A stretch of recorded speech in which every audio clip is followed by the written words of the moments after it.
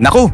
Totoo kaya, hinulaan na di umano ni Nostradamus ang kapalaran ni Pangulong Ferdinand Marcos Jr. Si Michel de Nostradam, mas kilala bilang Nostradamus, ay isang French astrologer, physician na nabuhay noong 1503 hanggang 1566. Kilala siya sa kanyang aklat na Les Prophéties na naglalaman ng mahigit 900 piraso ng mga tulang tinatawag na quatrains. Sa mga ito, inilalarawan niya raw ang mga pangyayaring magaganap sa hinaharap mula sa mga digmaan, kalamidad, hanggang sa pag-angat at pagbagsak ng mga makapangyarihang pinuno. Ang kanyang mga hula ay isinulat sa malabo, patalinghaga at simbolikong paraan. Kaya bukas ito sa maraming interpretasyon. Ano-ano ang mga hula ni Nostradamus kay Pangulong Bongbong Marcos? Nagkatotoo na ba ang mga ito?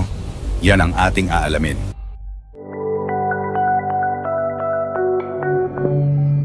Noong kasagsagan ng kampanya para sa Halalan 2022, isang quote ang biglang naging viral sa social media. Isang tila makasaysayang hula na umano'y isinulat ni Nostradamus. Ayon dito, in the 57th year of the 19th century, the peace of justice in the blood of love from the blessed land of the Oriental Pearl in Asia, an innocent boy shall be born. Marami ang agad na nag-ugnay nito kay Ferdinand Marcos Jr. na ipinanganak noong 1957 at itinuturing na anak ng isang makapangyarihang leader mula sa perlas ng silangan, ang bansag sa Pilipinas. Ayon sa mga kumalat na interpretasyon, ang peace of justice ay tumutukoy sa kanyang imahe ng pagkakaisa, unity, samantalang ang blood of love ay simbolismo ng kanyang pagiging anak ni Ferdinand at Imelda Marcos, dalawang kilalang personalidad sa kasaysayan ng bansa. Gayunman, pinabulaanan ito ng mga eksperto at mga institusyon tulad ng Rappler at iba pang fact-checking groups. Ayon sa kanilang pagsusuri, walang matibay na ebidensyang nagpapatunay na ang quote na ito ay totoong isinulat ni Nostradamus. Wala rin ito sa mga dokumentadong kopya ng Les Prophéties, ang kilalang aklat ng kanyang mga hula. Lumalabas na ito ay isang modern fabrication. Isang quote na isinulat sa kasalukuyan at inangkop upang tumugma sa mga kasalukuyang pangyayari. Subalit sa kabila ng pagkakadismiss nito bilang peke, hindi pa rin mapigilan ang mga haka-haka ng ilan, lalo na't may mga quatrains si Nostradamus na tila bukas sa interpretasyong maaaring umangkop sa naging takbo ng kasaysayan ng Pilipinas. Ang mga temang ito ay ginagamit ng ilan bilang simbolikong paglalarawan ng muling pagbalik ng mga Marcos sa sentro ng kapangyarihan at ang tila predestined na pag-akyat ni Bongbong Marcos Jr. bilang Pangulo. Kaya kahit hindi literal na hinulaan ni Nostradamus ang kanyang pagkapangulo, hindi na rin katakataka kung bakit maraming Pilipino ang naakit sa mga ganitong interpretasyon. Ang pagbabalik di umano ng isang leader mula sa isang kilalang pamilya. Isa sa mga pinakakilalang tema sa mga tula ni Nostradamus ay ang muling paglitaw o pagbabalik ng isang makapangyarihang leader mula sa isang prominenteng angkan. Bagamat hindi tahasang binanggit ang pangalan ng sinuman, maraming tagasali ng kanyang mga hula ang nagsasabing may tila pagkakahawig ito sa pagbabalik ng mga Marcos sa pinakamataas na posisyon ng pamahalaan sa Pilipinas. Pagkatapos ng mahigit 3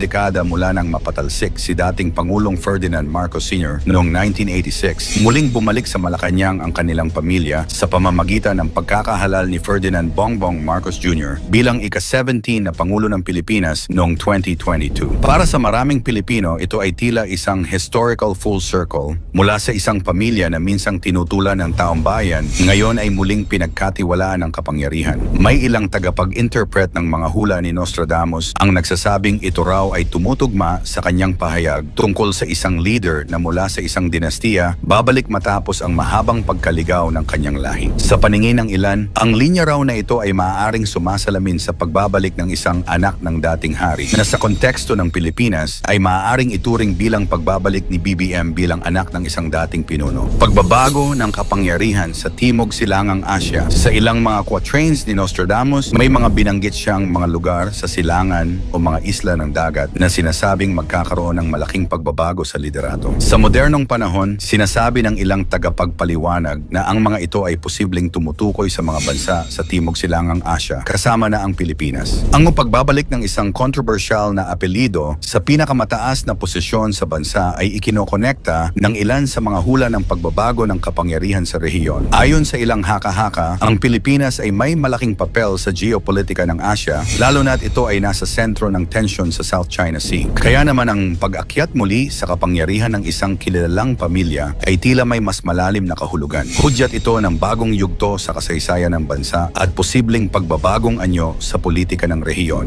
Ang pagbabagong ito ay sinasabing sinambit ni Nostradamus Nostradamus sa kanyang mga tulang nagsasalaysay ng isang leader na muling mamamayani sa gitna ng kaguluhan na para sa ilang mambabasa ay maaaring iugnay sa mga kasalukuyang hamon ng Pilipinas tulad ng ekonomiya, kalamidad at tensyong panlabas. Pag-angat ng isang pinunong may dugong hari, royal blood. May mga linya sa mga tula ni Nostradamus na naglalarawan ng pag-angat ng isang pinuno na tila may royal lineage o dugong bughaw. Hindi sa literal na kahulugan, kundi sa simbolismo ng kapangyarihan, impluensya at pagtingin ng masa sa kanya bilang bahagi ng elite ruling class. Sa kasaysayan ng Pilipinas, iilan lamang ang mga apelyidong agad na kinikilala sa larangan ng politika at isa na rito ang Marcos. Sa kabila ng kontrobersya, hindi maikakaila na ang apelyidong ito ay tila naging simbolo ng political royalty. Mula sa dating diktador, first lady na kilala sa buong mundo, hanggang sa mga anak at kaanak na naging senador, gobernador, kongresista at ngayon ay pangulo. Ang pamilya Marcos ay itinuturing ng ilan bilang isa sa mga dinastiyang pampolitika ng bansa. Kaya naman, ang ilang modernong tagapagpaliwanag ay iniuugnay ang isa sa mga hula ni Nostradamus tungkol sa isang leader na pinanganak sa ilalim ng isang bituin ng kapangyarihan na muling hihirangin sa panahon ng kaguluhan sa pagtaas ni Bongbong Marcos bilang pangulo. Ang kanyang pag-angat ay sinasabing sumasalamin sa pagbabalik ng isang tagapagmana ng trono, isang simbolikong larawan ng dugong bughaw sa modernong konteksto. Pagmulat ng mga mamamayan. Isa sa mga pinakakagilag-gilalas na linya mula sa mga quatrain na iniuugnay kay Nostradamus ay ito: "The silent voice shall rise, a new age of truth from lands once blinded." Ang linyang ito, bagamat hindi direktang tumutukoy sa isang tiyak na bansa, ay sinasabing sumasalamin sa pag-usbong ng kamalayan at panibagong yugto ng paggising ng mga mamamayan, lalo na sa mga lugar na matagal nang pinatahimik na paniwala o naisantabi sa ilalim ng makapangyarihang sistema. Ayon sa ilang modernong tagapagpaliwanag, maaaring tumukoy ito sa tinatawag na political awakening o mass realization na magaganap sa iba't ibang panig ng mundo, kabilang ang Pilipinas sa taong 2025. Sa konteksto ng ating bansa, ito ay maaaring iugnay sa pagdami ng mga taong nagsisimulang magtanong, maghanap ng katotohanan at bumaling sa kasaysayan upang mas maunawaan ang kasalukuyang kalagayan. Ito rin ay may kaugnayan sa mas mataas na antas ng digital literacy, pagkalat ng alternative media at pag-usbong ng historical awareness sa kabataan. Sa paglipas ng panahon, unti-unting nababasag ang katahimikan ng marami, ang silent voice na tinutukoy, at napapalitan ito ng mas malakas, mas matalinong boses ng mamamayang Pilipino. Ang dating mga bingi sa katotohanan ay nagsisimula ng makinig at magtanong. Ang mga dating bulag sa kasaysayan ay ngayon ay nag-aaral, nagsusuri at nagbibigay ng sariling pananaw sa mga isyong panlipunan at pampolitika. Marami ang nagsasabi na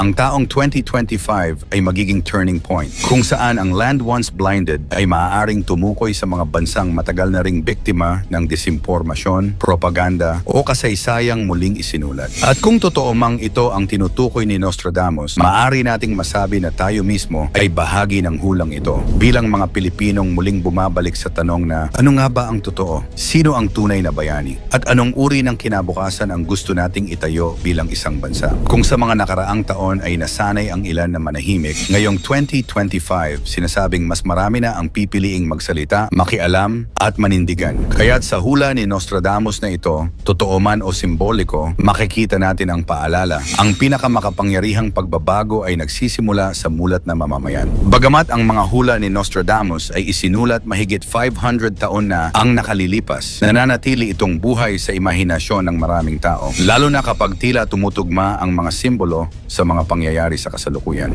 Mangyari man o hindi ang mga hula, isa lang ang dapat nating paniwalaan at sampalatayanan.